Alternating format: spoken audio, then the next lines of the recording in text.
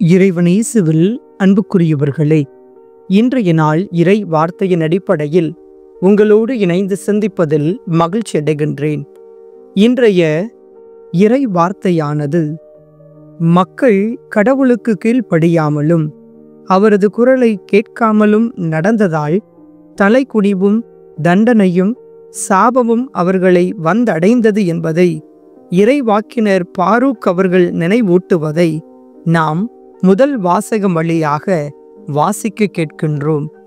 ஆண்டவர் முன்னிலையில் நாம் பாவம் செய்தோம் என்று மக்கள் ஒப்புக்கொள்ளுகிறார்கள், மனம் மாறுகிறார்கள்.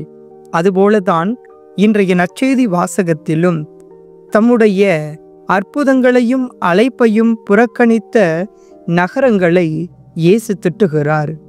உங்களை புறக்கணிப்பவர் என்னை புறக்கணிக்கிறார், என்னை புறக்கணிப்பவர் என்னை அனுப்பியவரையே புறக்கணிக்கிறார் என்று இயேசு கூறுகிறார். இந்த இறை வார்த்தையின் அடிப்படையில் நாம் நமது வாழ்வுக்கான பாடங்களை கற்றுக்கொள்ள அழைக்கப்படுகின்றோம். கீழ்ப்படிதல் மற்றும் மனமாற்றம் நம் வாழ்வில் மிகவும் முக்கியமான ஒன்றாகும். மனிதரின் பெரிய பிழையே கடவுளின் குரலை கேட்காமல் தன் மனப்போக்கில் நடந்து கொள்வதுதான். எப்பொழுதும் நாம் நம் சுய விருப்பங்களில் மட்டுமே நடந்து கொள்கிறோம்.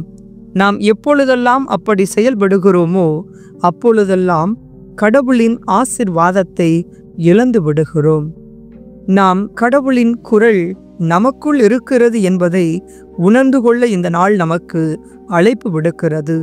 திருவிவிலியம், திருச்சபையின் போதனை, நம் மனசாட்சி இவைகளின் வழியாக கடவுள் நம்மோடு உரையாடுகிறார்.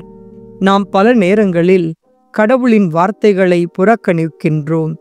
கடவுளின் வார்த்தைகளை புறக்கணிப்பது கடவுளையே புறக்கணிப்பதற்கு சமமாகும். மனம் மாற்றம் மட்டுமே ஆசீர்வாதத்திற்கான வழி. பாரூக்கின் காலத்தில் வாழ்ந்த மக்கள் தங்கள் பாவத்தை ஏற்றுக்கொண்டார்கள். அதுவே மீட்பின் முதல் படியாகவும் அமைந்தது.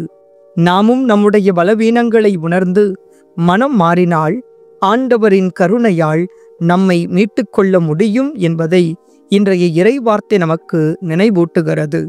எனவே அன்புக்குரியவர்களே, இன்று இறைவார்த்தை வழியாக இறைவன் நமக்கு சொல்லுகின்ற வாழ்வுக்கான பாடம், உங்கள் வாழ்வில் நான் செய்த எல்லா நன்மைகளையும் அற்புதங்களையும் புறக்கணிக்க வேண்டாம். என் குரலை கேளுங்கள், மனம் மாறுங்கள். அப்பொழுது தண்டனை அல்ல, ஆசீர்வாதமே உங்களுக்கு கிடைக்கும். இந்த இறை வார்த்தைகளை இதயத்தில் இருத்தி நமது வாழ்க்கையில் அனுதினமும் ஆண்டவரின் வார்த்தைகளை பின்பற்றுவதிலும் அவரது குரலை கேட்டு அதன் அடிப்படையில் நமது செயல்களை அமைத்துக்கொள்ள இந்த நாளில் அழைக்கப்படுகின்றோம். எனவே அழைக்கப்படுகின்ற நாம் அத்துணை பேரும் பாவத்தை விட்டு விலகி கடவுளின் கருணையாலும் இனி வருகின்ற நாட்களில் கடவுளுக்கு உகந்த மனிதர்களாக நமது வாழ்வை அமைத்துக்கொள்ள இறைவனிடத்தில் அருள் வேண்டுவோம். இறைவன் நம்மை தொடர்ந்து ஆசிர்வதிப்பார்.